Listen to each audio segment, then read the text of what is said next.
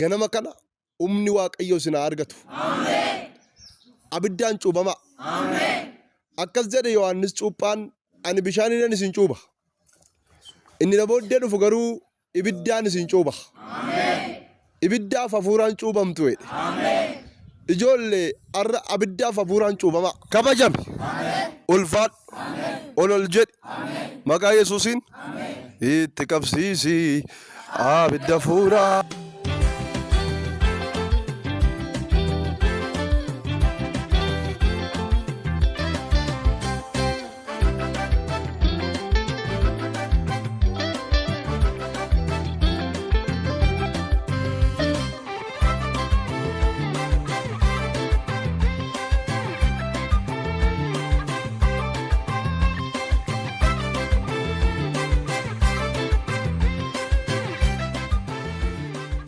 Gooftaan si galateeffannaa galanni siif haa ta'u.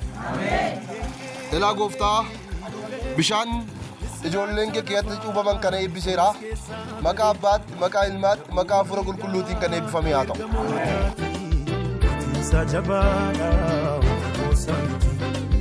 Bariin kan keenya misiraachoo himna yeroo malee tokkicha labsina. Bariin kan keenya misiraachoo himna yeroo malee tokkicha labsina. Yesuus karaadha, Yesuus dhugaadha, Yesuus jireenya, Yesuus fayyisa.